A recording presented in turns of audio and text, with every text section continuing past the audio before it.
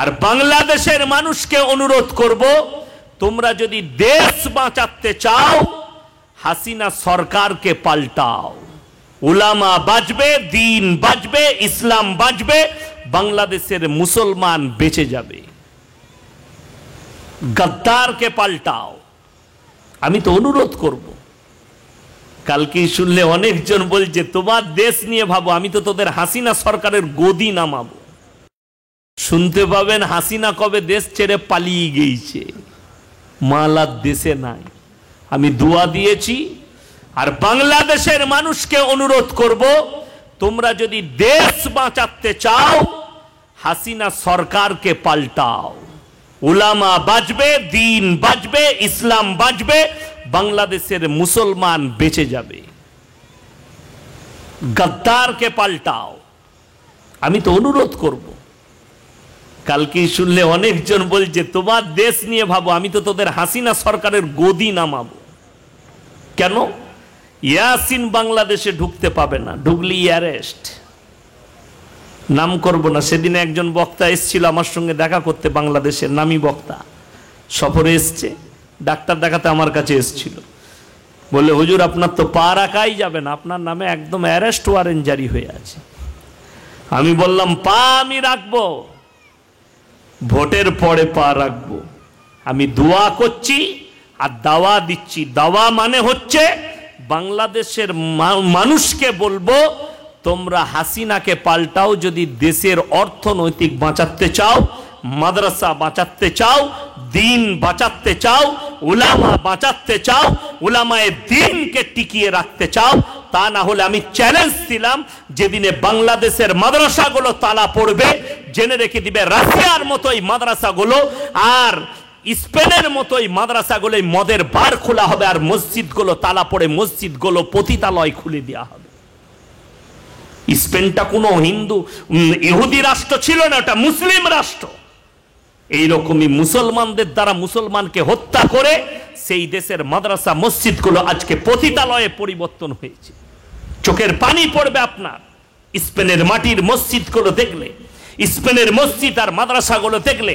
সেই বিল্ডিংগুলোকে কালার পাল্টিয়ে আজকে সেই মাদ্রাসা কাঁদছে, সেই মসজিদ কাঁদছে, যেগুলোকে মদের বার করে রেখে দিয়েছে।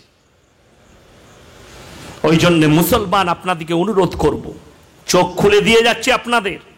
সবাই হাত তুলে বলুন আজ থেকে দিনের ওপরে প্রতিষ্ঠিত হব। জোরে বলুন ইনশাআল্লাহ। কেন ভয়? সবাই ভয় কাকে খাবেন? জোরে বলুন। আপনাদের খানা খান নাই? জোরে বলুন কাকে খাবেন? জোরে বলুন আল্লাহ। আল্লাহ ছাড়া ভয়ের পাত্র কেউ নাই। রিসপেক্ট করবেন। আমি একটা জলসায় বলেছি, আমার দেশের প্রধানমন্ত্রীকে আমি রিসপেক্ট করি, সম্মান করি, যেহেতু তিনি প্রধানমন্ত্রী, আমরা সিলেক্ট করেছি, তাই আমি সম্মান করি। কিন্তু ভয় আমি আল্লাহকে খাই। বলে দিই, ইউনিফর্ম সিভিল কোড যে আইনটা আনা হয়েছে, এটা আইন নয়, এটা 24 সালে মোদিজির জিতার একটা প্রমোট, ভোটের একটা প্রচার। সুবুই খান শুধু নয়, সেদিন আমি বলিনি, আমাদের দেশের একজন সেনাদের মধ্যে সেনা মেজর বলেছে, রিটায়ারমেন্ট নাকি জানি না, তার আমি বক্তব্য শুনলাম फेसबुके, बोले जब भी चुनाव आता है हमारे देश में एक एक बाबा का एंट्री होता है। पहले बार हुआ था किसका? बाबा रामदेव का। 35 रुपया लीटर पेट्रोल लेना है कि 70 रुपया में चाहिए। लोगों ने कहा 35 रुपया में। अभी कानिया बाबा किधर भाग गया पता नहीं, अभी तो 100 से ज्यादा लीटर है। अभी एक नया बाबा है, उसका नाम है बाबा बागेश्वर धाम। ये कह रहा है हम हिंदू राष्ट्र बनाएंगे, अखंड भारत बनाएंगे। इंशाअल्लाह हम भी तैयार है सारे मुसलमान के हिंदुस्तान को अखंड भारत बना दो, फिर हम देखेंगे इंशाअल्लाह। अखंड भारत तो यही है, पाकिस्तान भी आ जाए, बांग्लादेश भी आ जाए और थाईलैंड भी आ जाए, सारे के सारे देश हमारे देश में आ जाएगा। अल्हम्दुलिल्लाह, अच्छा होगा। तो ये तो हम नहीं कह रहे, तुम कह रहे हो कि अखंड भारत बनाना, हम भी तैयार हैं इंशाअल्लाह, सारे के सारे मुसलमान। কষ্টের বিষয় মুসলমান আপনাদেরকে বলে যায়, আপনারা এক আল্লাহকে ভয় করুন। কোরআনকে মিটাবার ক্ষমতা আল্লাহর কসম কিয়ামত পর্যন্ত পৃথিবীর কোনো শক্তির নেই। ইসলামকে মিটানোর ক্ষমতা পৃথিবীর কোনো শক্তির নেই। ফেরাউন এসেছিল মুসা নবীকে মিটাতে, নিজে মিটে গেছে। নমরুদ চেয়েছিল ইব্রাহিম নবীকে জ্বালাতে, ইব্রাহিম নবীর আল্লাহর কসম শরীরের একটা পশম পর্যন্ত জ্বালাতে পারেনি। আর আপনি কি করে মরে যাবেন? আল্লাহর হুকুম না হলে, আল্লাহর অর্ডার না এলে আপনার মৃত্যু কি করে হতে পারে? গোটা পৃথিবীর শক্তি যদি একদিকে দাঁড়িয়ে যায়, আল্লাহর কসম করে বলছি, আল্লাহ যদি আপনার মৃত্যু না চায়, পৃথিবীর কেউ আপনাকে মৃত্যু দিতে পারবে না। জোরে বলুন সুবহান। এটার উপরে বিশ্বাস রাখেন, একদম পুরোপুরি বিশ্বাস আনেন, পৃথিবীর কেউ আপনার ক্ষতি করতে পারবে না। শত চাওয়ার পরেও, হাজার চাওয়ার পরেও আপনার ক্ষতি কেউ করতে পারবে না, যদি আপনি ঈমানের উপরে টিকে থাকেন, দ্বীনের উপরে টিকে থাকেন। জানেন আল্লাহ তাআলা কোরআনে বলেছে, মুসলমান যখন দ্বীন থেকে সরে যাবে, ইসলাম থেকে সরে যাবে, আল্লাহর রাসূলের আদর্শ থেকে সরে যাবে, আমি তাদের কাছে জালিম বাদশা পাঠাবো, অত্যাচারী বাদশা পাঠিয়ে বদলা নেব। আজকে আলহামদুলিল্লাহ আপনাদের মধ্যে কই দ্বীন নাই। মুসলমান শুনেলেন, আপনি কাকে দোষ দিচ্ছেন? আমাদের দেশে মুসলমান কোরআনের দুশ্মন একটাও হিন্দু নাই, যতগুলো আছে সব মুসলিম। আর এদিকে প্রমোট করা হচ্ছে। ভারতে একটা জিনিস ভালো আছে, আমি ইয়াসিন আজকে যদি আল্লাহ বিরোধী কথা বলি, কোরআন বিরোধী কথা বলি, রসুল বিরোধী কথা বলি, কাল সকালেই আমার পুরসায় আমার জন্য ওয়াই ক্যাটাগরির বডিগার্ড দিল্লি থেকে চলে আসবে। ভারতে যদি কেউ ফেমাস হতে চায়, ভারতে যদি কেউ নিজের নাম তুলতে চায়, ফেসবুকে হোয়াটসঅ্যাপে যদি নাম, নিজের নাম কামাতে চান, খালি ইসলাম বিরোধী কথা বলে দেন, আপনার প্রমোট হয়ে যাবে। কোরআন বিরোধী কথা বলে দেন, আপনার প্রমোট হয়ে যাবে। আপনারা দেখেননি লকডাউনের সময় কোনো মুদ্রা খুঁজে পাইনি, কি করবি কি করবি কি করবি, বলে করবি তা কর, মুসলমান খোঁজ। কোথায়? দিল্লি মার্কাজ থেকে ছড়িয়েছে কি, নিজামুদ্দিন থেকে ছড়িয়েছে করুণা। শুনেননি আপনারা কত কাণ্ড এটা নিয়ে? কিন্তু আল্লাহ যখন সহায় থাকবে, পৃথিবীর কোন শক্তি, আমি আপনাকে বললাম এলাহাবাদ হাইকোর্ট বলেছে, রায় দিয়েছে, এটার উপরে কোনো দিল্লি থেকে মার্কাজ থেকে তবলিগ জামাত দেশেতে করুণা ছড়ায়নি। বোম্বের হাইকোর্ট অর্ণব গোস্বামীর মতো হারামখোরের কোমরে দড়ি বেঁধে নিয়ে গিয়ে জেলের কুঠরিতে ভরেছে। জোরে বলুন সুবহানাল্লাহ। সে চেয়েছিল তবলিগের যতগুলো উলামা আছে তাদেরকে ভরবো, আল্লাহ যদি পাশে থাকে কে রুখতে পারবে? পৃথিবীর কারোর ক্ষমতা নেই। ওই জন্য বলছি আল্লাহর উপরে বিশ্বাস রাখুন, আল্লাহর উপরে বিশ্বাস। শুনেলেন বিশ্বাস কেমন রাখবেন? মুসলমান মদ খেতে পারে না, কিন্তু মুসলমান মদ খায়, ঠিক কিনা কথা বলেন? মুসলমান চুরি করতে পারে না, মুসলমান চুরি করে। মুসলমান মিথ্যা কথা বলে, মুসলমান গাঁজা খায়, মুসলমান আফিং খায়, মুসলমান বিবির ওপর অত্যাচার করে, মুসলমান একে অপরের সঙ্গে মারামারি করে। যত বলাটাও ভয় লাগছে আমাকে বলতে, জানি না আমার ওপর আবার মাস্কেট চালিয়ে দেয় না। বীরভূমে গাদা মাস্কেট আছে, তাই না? ওই জন্য আমি ভয় খাচ্ছি। আল্লাহ হেফাজত করুক আমার মুসলমান ভাই। আপনার দ্বারা কেউ যেন আক্রান্ত না হয়, আপনার দ্বারা যেন কেউ কষ্ট না পায়। নবীজি বলেছেন, তোমার বাড়ির পাশে কে বসবাস করছে দেখো না, সে যদি দলিত হয়, আদিবাসী হোক, হিন্দু হোক, সে ক্ষুধার্ত হলে খাবার দাও, বস্ত্রহীন হলে বস্ত্র দাও, পাশে দাঁড়াও বিপদে পড়লে। এটা নবীজির আখলাক।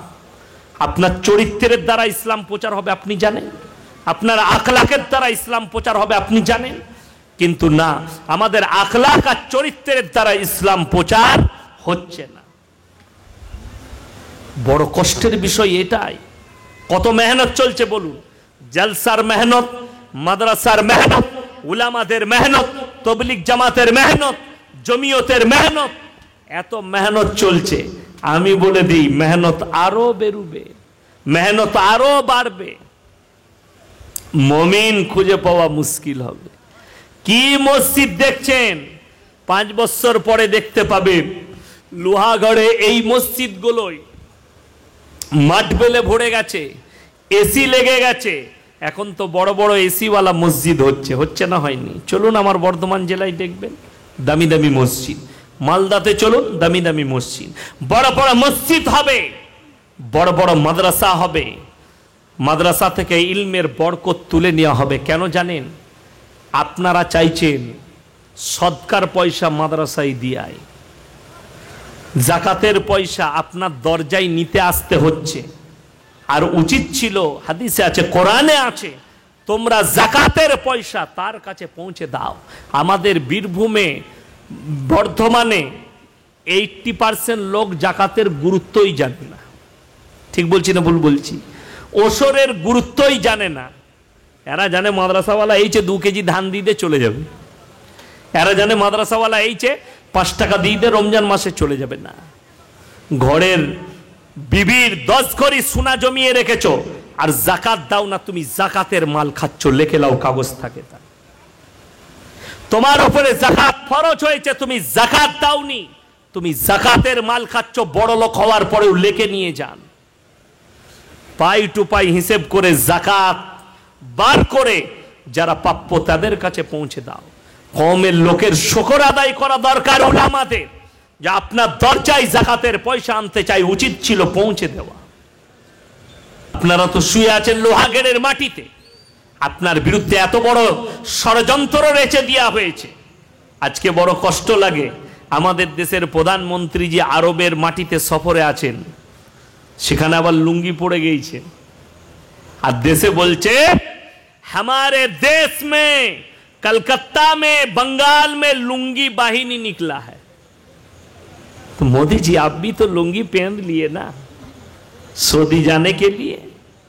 আরব গেছেন লুঙ্গি পড়ে, যাই হোক, পোশাক নিজের পছন্দের মতো পড়বে, অসুবিধা কিছু নেই। আপনারা জানেন ইউসিসি যে বিলটা আনা হয়েছে, ইউনিফর্ম সিভিল কোড, এক দেশ এক কানুন, যে আইনটা আনছেন এটা মুসলমানদের জন্য ক্ষতিগ্রস্ত। আমি বলে যাব, শুনেলেন, আমি কোনো সংগঠনের সঙ্গে যুক্ত নই, আমি কারোর বিরোধী নই, পরিষ্কার বলছি। আমাকে যদি বলেন, আমি উলামাদিকে সম্মান করি, আকাবিরকে সম্মান করি। যদি বলেন আপনি জমিয়তে উলামার লোক, না, আমার সময় নেই, আমি করতে পারি না, আমি মাদ্রাসার ক্লাস করি, করি, কিন্তু আমি বিরোধী নই। মুসলমানদের একটা বড় বিরোধিতার দরকার আছে। সবাই আমরা প্রতিবাদ করব এটার বিরুদ্ধে, জবান দিয়ে, আখলাক দিয়ে, দোয়া দিয়ে, চরিত্র দিয়ে। বলুন ইনশাআল্লাহ। কেন? এক দেশ এক কানুন। আমি বলেছি একটা জলসায়, আমাদের দেশের প্রধানমন্ত্রীজি বলেছিলেন, 53 तलाक को उठा देना है, इसलिए इसके ऊपर बिल लाया हूं कि मुसलमान लड़कियों के साथ बड़ा अत्याचार होती है। मुसलमान মেয়েদের উপরে মুসলমান ছেলেরা তালাক দিয়ে অত্যাচার করে। আমি জিজ্ঞেস করেছি আমাদের দেশের কুত্তা मीडिया, अरे मीडिया वालों, तुम्हारी अंदर अगर हिम्मत है तो जरा हमारे देश के प्रधानमंत्री जी को पूछ लीजिए, सर आपका बीवी कहां पर है, আপনার স্ত্রী কোথায়, এটা একবার প্রশ্ন করো। হিম্মত নেই প্রশ্ন করার। আমি জিজ্ঞেস করছি, मैं सवाल कर रहा हूं हमारे देश के प्राइम मिनिस्टर साहब को कि आप मुसलमान के लिए इतना कुछ कर रहे हैं, तो अपने बीवी के लिए थोड़ा सा काम कर लीजिए, अपने बीवी को अपने पास बुला लीजिए। वो कहां पर है?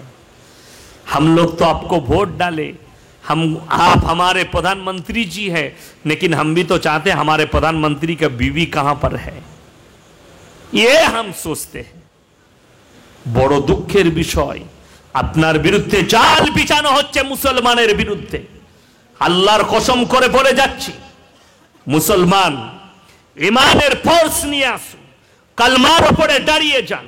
বেঈমান কাফেরের তলোয়ার যদি আপনার গর্দনের উপরে থাকে, আল্লাহর কসম এমন বিশ্বাস আল্লাহর উপরে নিয়ে আসুন, আমার আল্লাহ না চাইলে আপনার মৃত্যু আসতে পারে না। জোরে বলুন সুবহানাল্লাহ। এটার উপরে বিশ্বাস নিয়ে আসুন। যারা বলছে এক দেশ এক কানুন, हम देश के कानून को सम्मान करते हैं, আমরা দেশের আইনকে সম্মান করি, কিন্তু যখন ধর্মের ব্যাপার আসবে এটার উপরে কখনো মেনে নিতে পারলাম না। কেন? মুসলমান 4 बीवियां रखते हैं, इसके ऊपर आईन होनी चाहिए। যারা মনে করছেন শিক্ষিত মা বোন যারা বিশ্বভারতীতে পড়ো, যারা ইউনিভার্সিটিতে পড়েন, সেই যুবক আর যুবতীটিকে বলছি যাদের ব্রেনগুলো ওয়াশ হয়েছে এই অন্ধভক্তদের দ্বারা, যে আইনটা আনছে ভালো, এটার জন্য মুসলমান মেয়েদের লাভ হবে, তার থেকে বড় ক্ষতি আর কিছু হতে পারে না। কেন বলে দিই? এই জন্য আইন আনা হচ্ছে আপনার ইমানকে ধ্বংস করার কারণ। ধ্বংস করার মূল চক্র কি বলে দিই?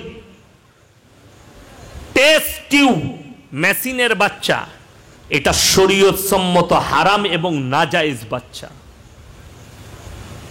নাজায়েজ বাচ্চা নবীজি সাল্লাল্লাহু আলাইহি সাল্লাম ভবিষ্যৎবাণী করে গেছেন, কিয়ামত যখন কাছে আসবে এমন একটা বিপদ আসবে তোমাদের কাছে, সেই বিপদটা হচ্ছে কি? বাঁধির পেটে ছেলে জন্ম নিবে, মালিক জন্ম হবে। সরকার সুপ্রিম কোর্ট রায় দিয়েছে, পার্লামেন্টে পাস হয়েছে, রাজ্য সরকার সার্কুলার জারি করেছে, এরপর থেকে কোন কোন মেয়েরা, কোন ক্যাটাগরির মেয়েরা পেট ভাড়া দিতে পারবে আর কারা পেট ভাড়া নিতে পারবে। এখন মানুষ শিক্ষিত হচ্ছে, এরা বলছে আমরা আধুনিকের যুগে আছি, পশ্চিমী দুনিয়ার আখলাক আর চরিত্র আপনাকে ঘেরে ফেলছে। আপনার কাছে কি আসছে জানেন? এরা চাইছে এমন আখলাক এসে পৌঁছাক, এরা যেন জিনা ব্যভিচারে লিপ্ত হয়, এদের ইমান যেন ধ্বংস হয়। নিজের বিবিকে স্মার্ট রাখার জন্য, বিবির শরীর ঠিক রাখার জন্য